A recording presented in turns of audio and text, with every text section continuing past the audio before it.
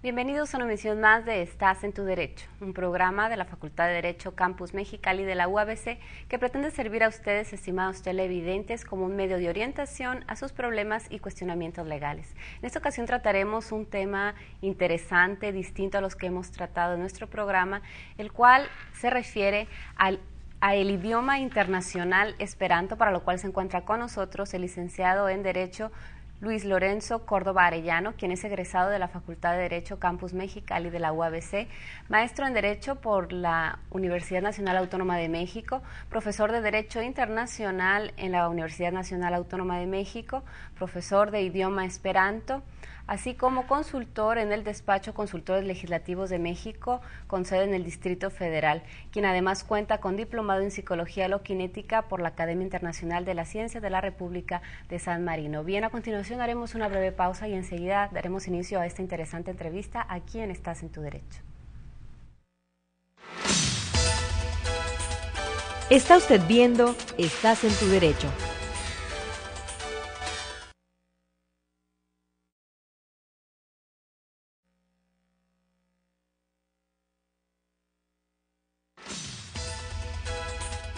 Está usted viendo Estás en tu Derecho.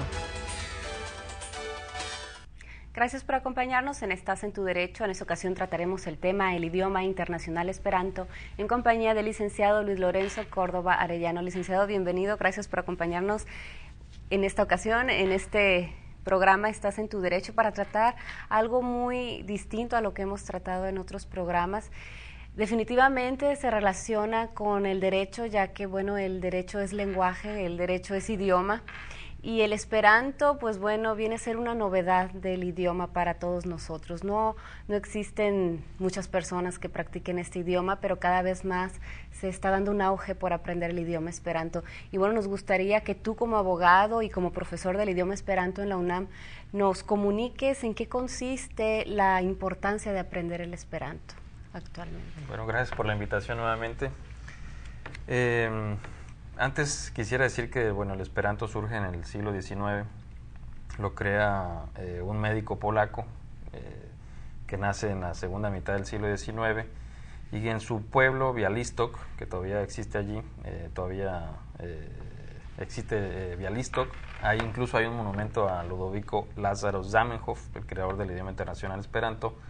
Bueno, en su pueblo se hablaban 4 idiomas: hebreo, alemán, ruso y polaco, ¿no? Entonces había problemas de comunicación entre los pobladores de su pueblo, ¿no? Los moradores de su pueblo. Entonces dijo, pues hay que crear un idioma que sea un puente de comunicación para mis vecinos. Desde entonces comenzó a crear, hacer un cuaderno, tenía un cuaderno de notas en el que realizó los primeros trabajos de lo que luego fue el idioma internacional. Y bueno, su papá no creía en la idea del idioma internacional. Incluso pues Zamenhof estudió medicina y se hizo una especialización en Moscú, en Rusia, y le prometió a su papá que no iba a estudiar, que no se iba a dedicar al idioma internacional Esperanto, lo que luego se llamó Esperanto, y que se iba a dedicar a hacer su especialidad. Entonces, realmente su padre le exigió que le hiciera esa promesa. Ludovico Lázaro Zamenhof, mi tocayo, pues dijo que sí, le prometió a su papá, voy a dedicarme a estudiar oftalmología. Se especializó en problemas de los ojos. Y cuando regresa a su casa en Białystok, muy bien, se saluda ahí con sus familiares, ¿no? Hola mamá, hola papá, sus hermanos, etcétera. Y pregunta por sus cuadernos. Pues se encontró con la novedad de que su papá le quemó los cuadernos de los trabajos del idioma internacional. Bueno, en fin, me imagino los sentimientos que tuvo Ludovico Lázaro Zamenhof, el creador del Esperanto, cuando se entera que su padre le quemó los cuadernos del idioma internacional. Y bueno, dice, pues lo voy a comenzar nuevamente, comienza nuevamente, y después le agradeció a su papá que le haya quemado sus primeros trabajos del idioma internacional, porque dice, me quedó mejor, ¿no? Y bueno, esos son básicamente el origen. Se publicó en 1987, el 26 de julio de 1987, ya tiene un siglo de existencia, un poco más de un siglo de existencia. Y como parte de la dote de matrimonio de su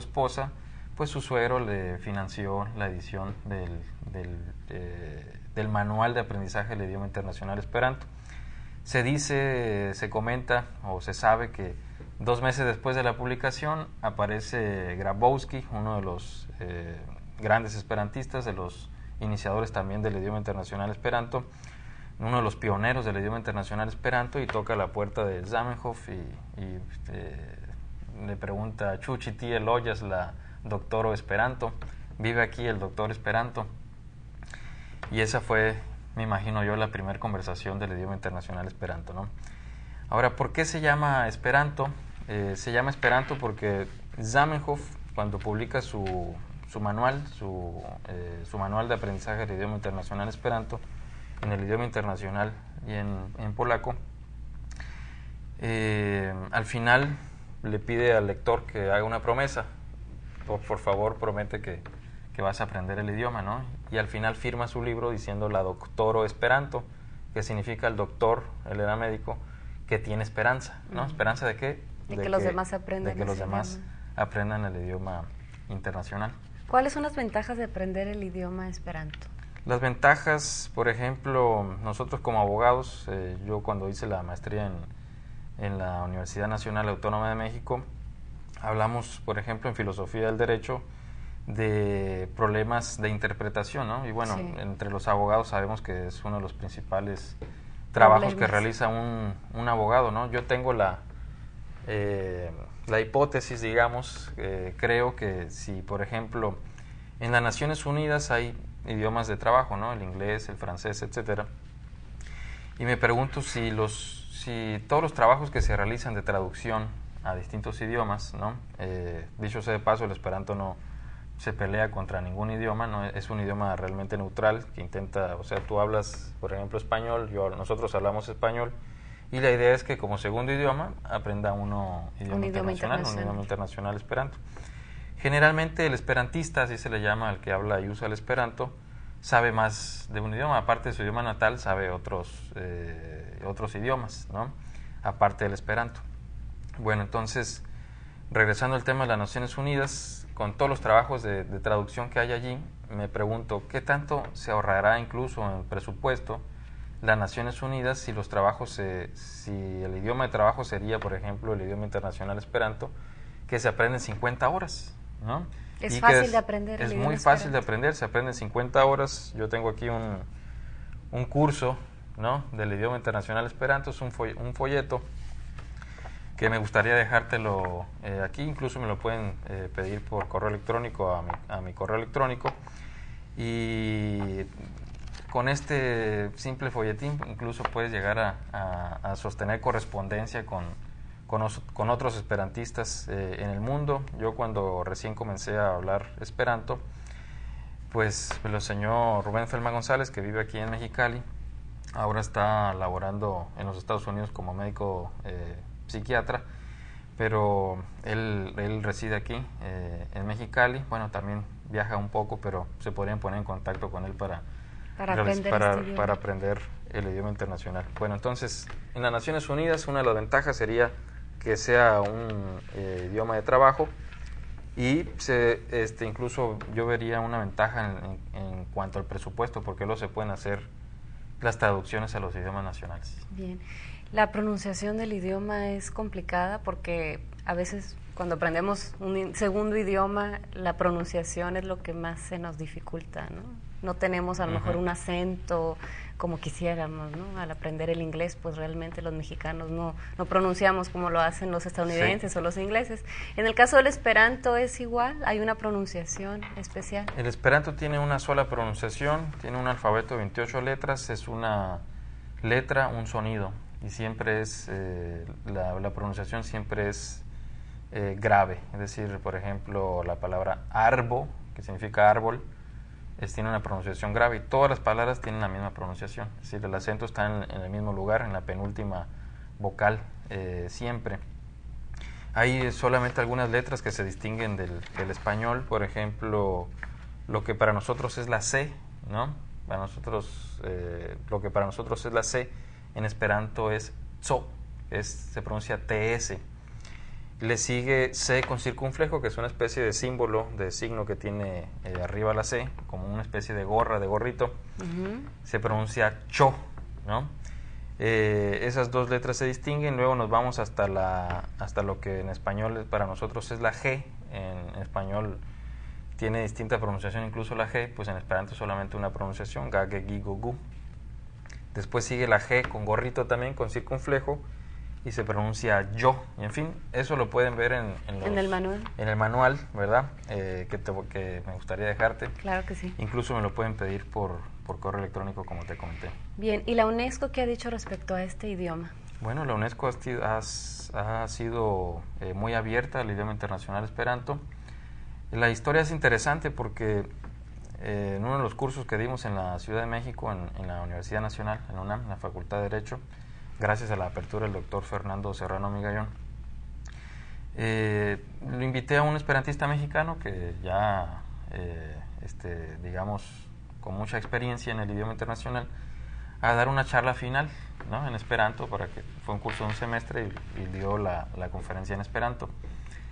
Y comentó que en 1954 se aprobó el idioma internacional esperanto por la UNESCO. Es decir, la UNESCO tomó nota del idioma internacional esperanto y emitió una resolución en 1954 que se repitió en 1985.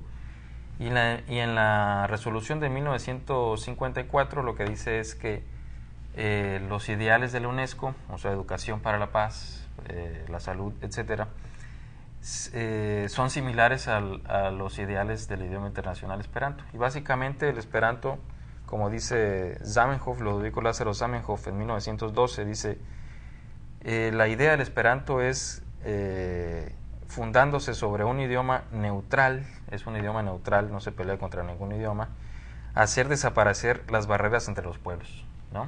Y hacer que las personas se acostumbren a ver a las personas como personas y como hermanos, ¿no? O sea, y no fragmentar exactamente a la población o a las personas, no dividirlas. O sea, que las divisiones lingüísticas que ya existen,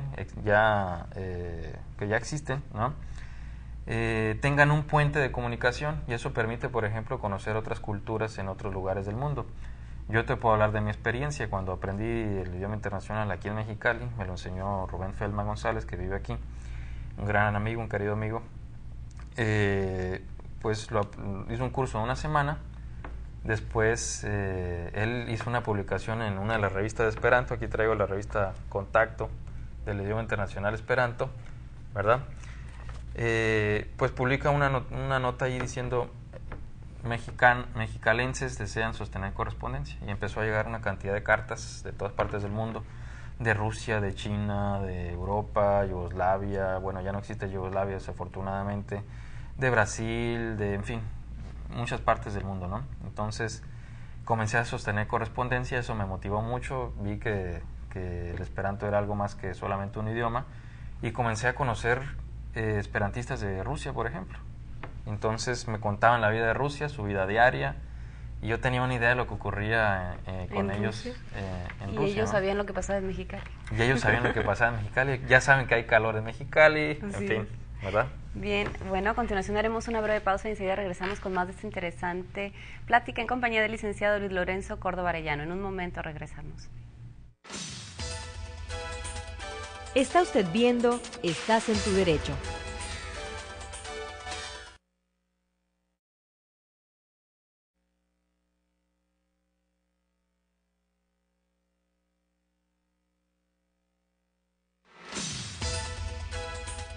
Está usted viendo Estás en tu Derecho. Gracias por continuar en Estás en tu Derecho, en esta ocasión tratando el tema del idioma internacional esperanto en compañía del licenciado Luis Lorenzo Córdoba Arellano. Licenciado, antes de ir al corte nos comentaba sobre esta correspondencia internacional. Y además de esa correspondencia internacional, ¿hay otras ventajas al aprender el idioma esperanto? Bueno, por ejemplo, el esperanto tiene lo que se le conoce como el servicio pasaporte, ¿no? Pasporta servo en esperanto. Y ese servicio consiste en que, por ejemplo, tú aprendes el idioma internacional esperanto, te vuelves esperantista, lo usas, lo aprendiste y lo usas el idioma internacional, y entonces entras a al servicio pasaporte, en el cual tú puedes ser anfitriona, es decir, abres las puertas de tu casa para otros esperantistas del mundo que, por ejemplo, deseen visitar Mexicali, ¿no? Sí. Entonces podrían llegar a tu casa. En ese mismo sentido, tú quieres viajar a otra... Tú estás viajando, ¿no? Y que no quieres llegar al hotel, quieres llegar a casas de esperantistas. Entonces, mediante el servicio pasaporte, tú puedes llegar a casas de esperantistas en los lugares donde hay esperantistas, y prácticamente, bueno, son muchos los lugares donde hay esperantistas. En Rusia hay esperantistas anfitriones, en Estados Unidos, en Brasil, en México. Desafortunadamente son pocos todavía en México los anfitriones, pero también los hay, etcétera, ¿no? Y es curioso comentar que el fundador del servicio pasaporte es quien me enseñó a mí. Tuve la fortuna de que él me enseñara el idioma internacional esperanto. Bueno, también me enseñó percepción unitaria, como mencionaste en mi currículum. Me diplomé en psicología holokinética con él también. Y bueno, él dio un curso de esperanto, el idioma internacional esperanto, y en una semana lo aprendí. Y bueno, después me entero que él fue el fundador del servicio pasaporte. Él es originario de Argentina. Entonces, como quería visitar Brasil, pues lo recibieron brasileños, en esperantistas brasileños en Brasil, ¿verdad? Y entonces, ¿por qué no crear un servicio en el cual los esperantistas puedan conocer el mundo, ¿no? Viajar. Y se lo presenta a Ivo Lapenna. Otro dato interesante, que fue un internacionalista, nació en Yugoslavia y fue uno de los presidentes de la Asociación Universal de Esperanto. Cuando uno estudia Derecho, también tiene que saber de Ivo Lapenna, Derecho Internacional, también tiene que saber uno sobre Ivo Lapenna. Se los recomiendo mucho a los estudiantes de Derecho que lean a Ivo Lapenna. Vale la pena leer a Ivo Lapenna, ¿verdad? Y entonces Rubén le presenta el tema a Ivo Lapenna, el presidente de la Asociación Universal de Esperanto, la UEA, que tiene relaciones oficiales con las Naciones Unidas, y le gustó mucho el tema, y desde entonces comenzó a funcionar el servicio pasaporte. Bien. Esas resoluciones de las Naciones Unidas referentes al idioma esperanto, ¿qué dicen? ¿En qué consisten? Bueno, dicen el de la UNESCO, son dos resoluciones de la UNESCO. En 1954 hubo una petición internacional. Ivo Lapenna era el presidente de la Asociación Universal de Esperanto, internacionalista, reconocido no solamente como esperantista, sino también por su aporte a la doctrina del derecho internacional. O sea, un personaje muy interesante, muy importante. Y bueno, lo que hizo él fue pedirle a los esperantistas del mundo apoyar su petición a la UNESCO mediante cartas, ¿no? Entonces hubo una respuesta muy, muy importante al respecto. Tengo entendido, tengo que corroborar ese dato, pero lo escuché de Fidel Figueroa, esperantista mexicano radicado en la Ciudad de México, que México fue el país que patrocinó a la UEA para presentar el tema ante la reunión de la UNESCO, ¿no? Ante la reunión de la UNESCO. ¿Cuántas personas practican actualmente el esperanto? Bueno, los datos, el dato optimista, que es el que a mí me gusta, somos cerca de 2 millones de esperantistas en todo el mundo. En todo el mundo. Y otros datos ya más conservadores son, bueno, van disminuyendo en cantidad, ¿no? A mí me hicieron una entrevista en un periódico nacional mexicano, ¿no? De publicación nacional, y el periódico decía que había 2,000 esperantistas. Entonces, en la entrevista que me hicieron dije, son 2 millones. Entonces tuvieron un pequeño error ahí casi pequeño, de algunos números, ¿no? Entonces no son 2,000, son muchos más. En estos momentos se está realizando el Congreso Universal Universal de Esperanto en Yokohama, Japón. Bien. Y hay más de 1,000 delegados de todas partes del mundo. Bien. Y aquí en Tijuana se acaba de realizar un congreso. Y aquí en Tijuana se acaba de realizar el Congreso de Esperanto, en el cual participé. Hubo cerca de 100 participantes. Vengo muy contento, hice muchos amigos.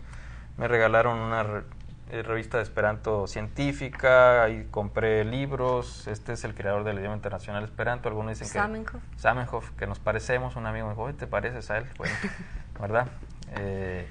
Y en Tijuana hubo el Congreso de Esperanto, el Congreso de los Estados Unidos fue en Tijuana para favorecer la participación de otros esperantistas de otras partes del mundo. Ya ven que es un poquito problemático ingresar a los Estados Unidos, un gran país. Y hice muchos contactos ahí muy interesantes, ¿no? Estoy la verdad muy, muy contento, y bueno, quiero agradecerles a ellos también visitamos curiosamente una pequeña anécdota, el CECUT, el Centro Cultural de Tijuana, donde está el cine, es espectacular. Sí. Ahí vi una hermosa película, se les recomiendo mucho. Y la muchacha que guió el museo, ya ven que uno ve los originarios de Baja California, este importante estado, y entonces ella decía, bueno, aquí hay, ¿de dónde vienen, no? No, pues mira, él viene de Argentina, él viene de Estados Unidos, él viene de Canadá, aquel viene de Cuba, ella viene de Cuba, de México, en fin.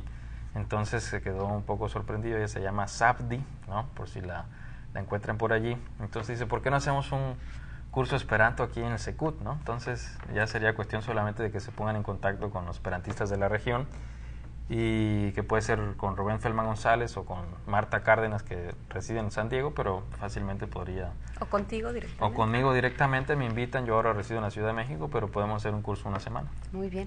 Bien, a continuación haremos una breve pausa y enseguida regresamos con la conclusión de este interesante tema, el idioma internacional esperanto, en compañía del licenciado Luis Lorenzo Córdoba Arellano. En un momento regresamos. Está usted viendo Estás en tu Derecho.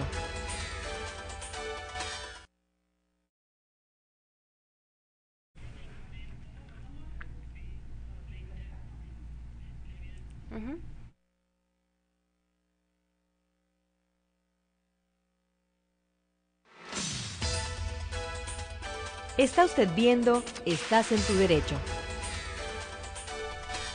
Gracias por continuar en Estás en tu Derecho, en esta ocasión tratando el tema el idioma internacional esperanto en compañía del licenciado Luis Lorenzo Córdoba Arellano. Licenciado, nos restan breves minutos antes de concluir nuestro programa. ¿Cómo podemos aprender este idioma internacional esperanto? Se puede aprender mediante Internet, la magia que da el Internet. Yo les recomiendo este curso que se llama ¿Sabe usted Esperanto?, que se lo dejo aquí impreso, te lo dejo aquí impreso. Muchas gracias. Espero que también aprendas el idioma. Espero que sí lo pueda aprender. Profesor aquí también en la Universidad Autónoma de Baja California, nuestra universidad.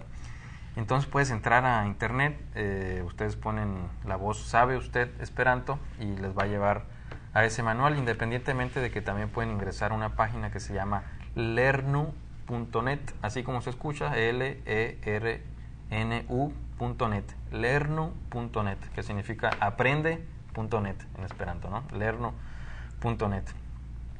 Y bien, pues de esta manera concluimos con este programa, interesante programa, y esperamos que nos acompañes nuevamente cuando estés de visita aquí en Mexicali, cuando vengas de la ciudad del Distrito Federal. Muchas gracias, yo agradezco mucho la invitación. Quiero decir también que hay mucha literatura en esperanto, incluso que no está en español y que la pueden encontrar en esperanto. Es otro beneficio del idioma internacional. Aquí tengo la novela de Henry Sienkiewicz, Quo Vadis, que hay una película muy importante, a lo mejor usted la vio, bueno, la acabo de adquirir en esperanto, ¿no? Entonces hay mucha información en esperanto, mucha literatura, Shakespeare y de todo. Cada vez hay más esperanto. Sí. Bien, licenciado Luis Córdoba Arellano, gracias por acompañarnos en Estás en tu Derecho. Y usted, estimado televidente, le recuerdo que puede hacernos llegar sus dudas o comentarios al teléfono que aparece en su pantalla. A nombre de la Facultad de Derecho Campus Mexicali de la UABC, le agradecemos por su preferencia y hasta el próximo programa.